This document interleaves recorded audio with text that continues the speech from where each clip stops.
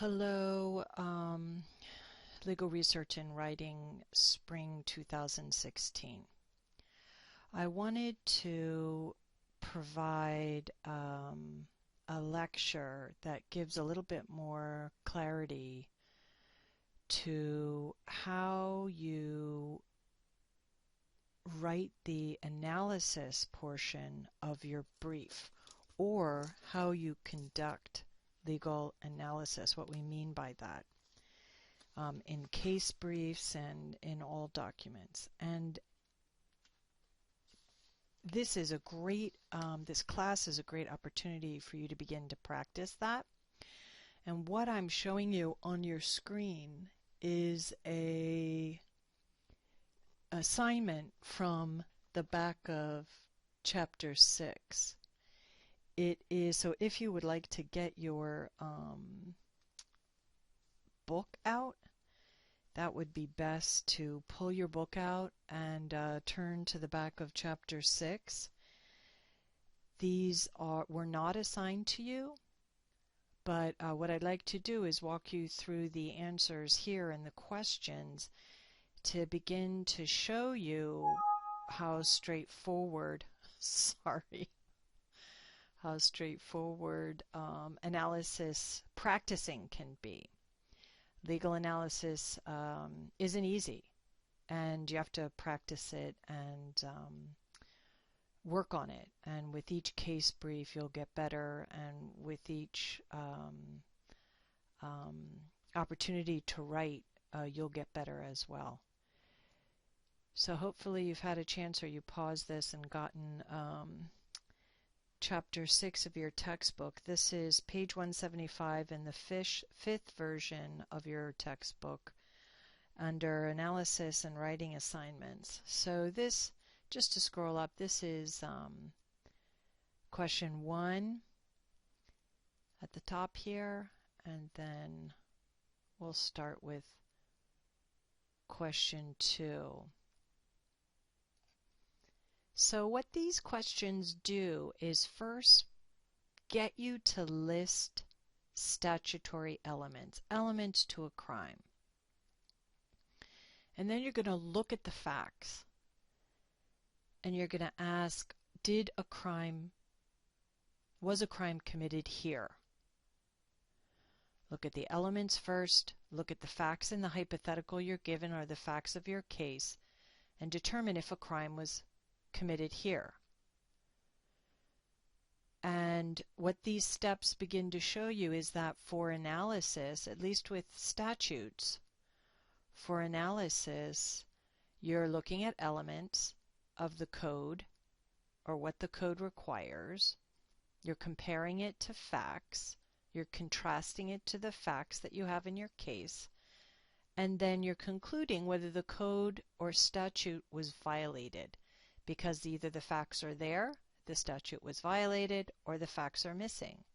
And so the analysis is writing out the steps that we're about to go through here. So, question 2. You're reading this code provision. Please, starting at robbery defined, starting right here, robbery is defined as this. This is your code provision. Oops, sorry. It's hard to do in a PDF, but complete the following list of the statutory elements. So we have a felonious taking. We got that from up here. Personal property. Possession of another. I'll stop doing that. From his person or immediate presence. Against his will. 5. By force or fear.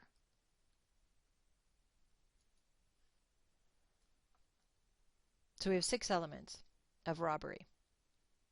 Now we want to take a look at the facts situation down here in B and determine whether the defendant committed a robbery.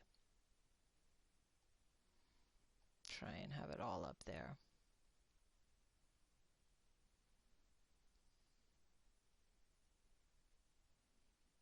Sorry, so here's the facts down here. It's a little confusing. I really wanted to get to these charts.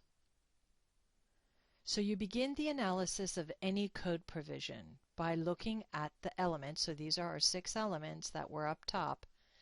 And then here's our factual scenario right here. Defendant points a gun at a victim, tells him to hand over his wallet. Victim does, and defendant opens the wallet, looks inside, sees it is empty, and throws it on the ground. Felonious taking. Defendant told victim to hand over, and victim does. Personal property. A wallet is personal property. Possession of another. The defendant had the victim's wallet. From his presence or immediate presence, defendant took the victim's wallet. Against his will, D pointed a gun at the victim and said hand it over. And number 6, this was accomplished by means or force of fear. D pointed a gun at the victim. So what this chart shows is all the facts applied to the elements of the code, the robbery code.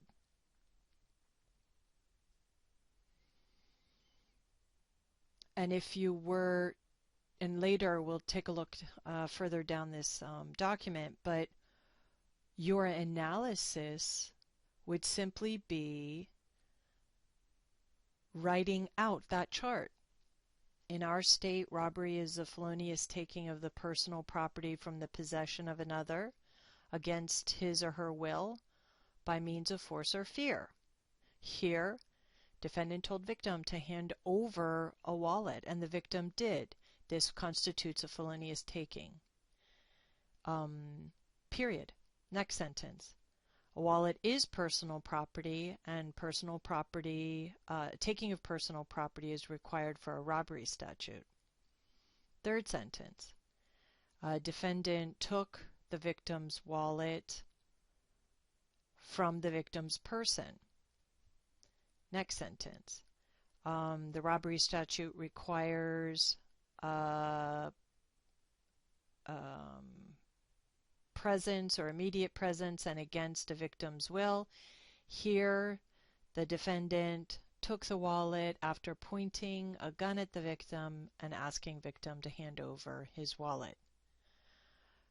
End of sentence. Final sentence. Finally, the pointing of a gun at the victim completed the requirements for robbery under the statute, requiring the taking by means of force or fear. And that would be the paragraph. And I'm sorry, I just don't have the technological capability to type that all out. If I were to record it in Blackboard Collaborate, I might be able to type that out for you. But hopefully you're following along as you what I'm saying, and you can even, maybe I'll type it out and provide it later. But let's move on down the assignment. So moving on to use the same chart and the same statute, but analyze different facts. Okay, X and Y are engaged. X gave Y his grandmother's ring as an engagement ring. They break up. X wants the ring back. Y refuses. X threatens Y, and Y gives the ring back. And we're talking about the same statute, the felonious taking. So here, what I would have preferred the chart look like is all the 6. What this chart is only 3 of the elements were met, and so you would have to then, the analysis would be that there were missing elements, and it might not be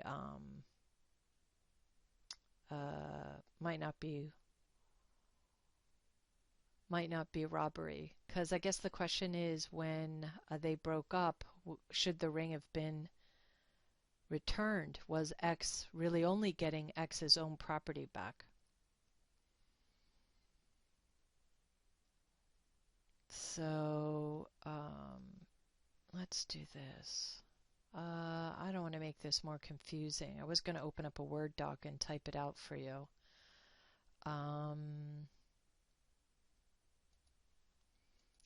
Let's experiment. Let's open a Word doc.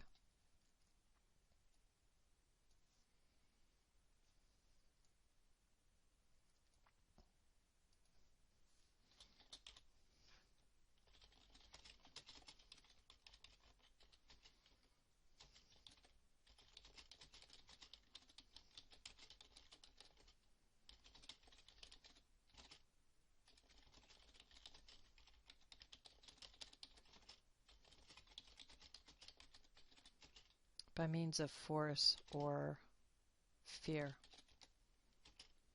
So what I'd like to do is type a paragraph for you using these facts up here, X and Y were engaged, and tell you how I would write that. So do I have all did I get all of them? Felonious personal from his presence against his will.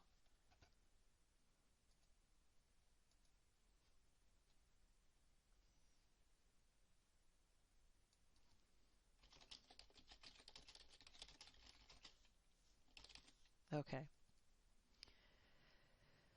So let's go down to the X and Y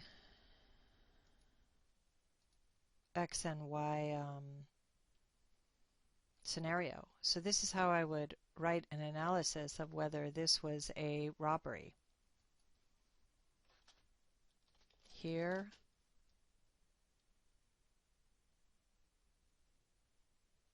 X, in an attempt to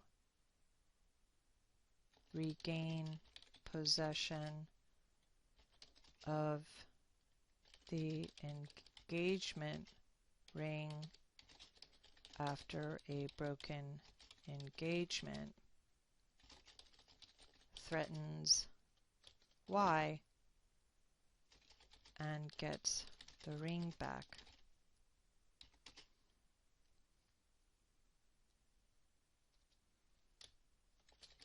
The ring is personal property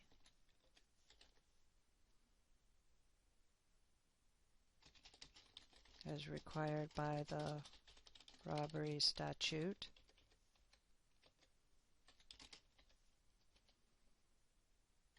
It was in the possession of another, namely Y.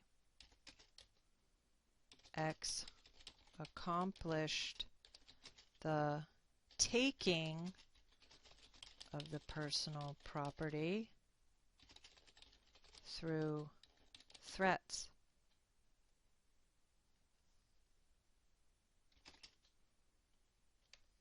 Then I would form another paragraph. So for some of your answers, we haven't quite written a very long document, but some of your answers, I would like to see multiple paragraphs, not just one big long page of text. I would add, however, here one could argue that X was attempting to regain possession of his own property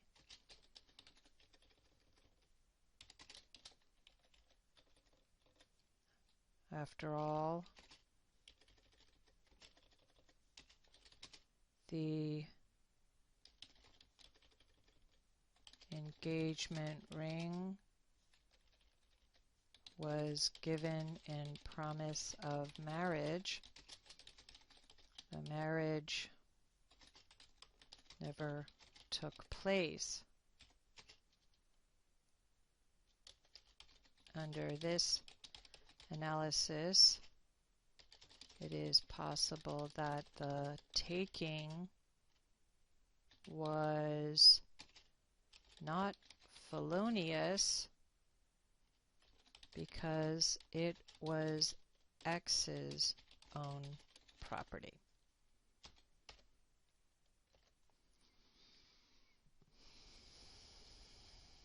Okay, so what I wanted to demonstrate in this video was how you could take, once you know how you could take that chart and create analysis. I'm sure I could make this a little longer, but just briefly.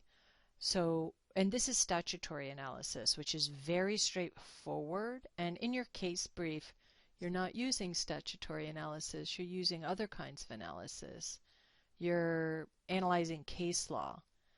But I hope what you see is that it's the similar steps.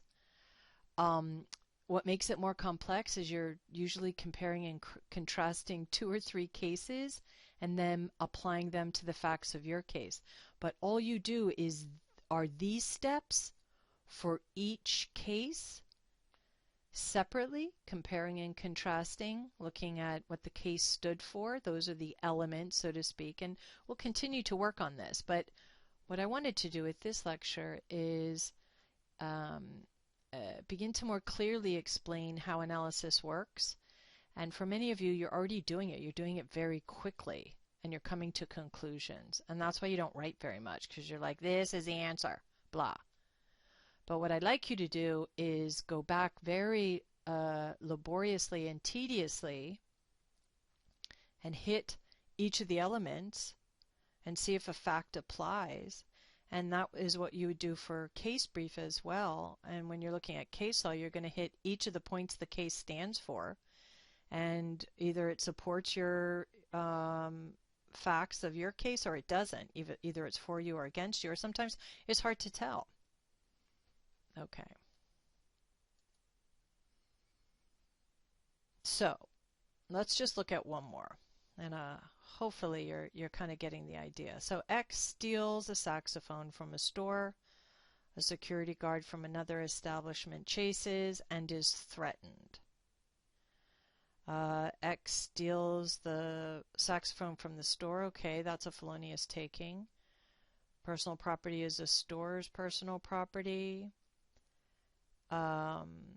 Possession of another. Well, X has the store's saxophone. And the security guard didn't lose anything. The X threatened the security guard, but the security guard, nothing was taken from the security guard. So here you would distinguish how the robbery needs to be from the presence or immediate presence of the victim or the store. Security guard maybe could sue for assault or something, but not under robbery. All right, let's see if there's anything else. One final one. D and V know each other. He drugs her coffee. When she passes out, he steals her jewelry. Felonious taking, yes, D stole the jewelry. Personal property, yes, jewelry is personal property from the possession of another. Yes, D had V's jewelry, but from his presence or immediate presence, no. V was passed out, and against his will, no. Well, against his will, yeah, I don't know. So you can see the chart here. I would argue that there might be a problem because the drugging of the coffee was an assault, and but V was not in fear and was the drugging force. So I think you'd have to argue or take a look at whether under the statute drugging somebody, I mean, V was essentially unaware that she was being robbed, or he was being robbed, or she was being robbed. Excuse me. So what I would want to know is what does, under this statute, or I would write a portion at the very bottom that what does V need to be? Does a victim need to be aware in order to have the taking as against his will? Because this could just be assault and then theft. Typically, but even for assault, no, giving a drug is assault. Anyway, so hopefully you get the idea where you're applying the facts to the elements and then writing a sentence about it.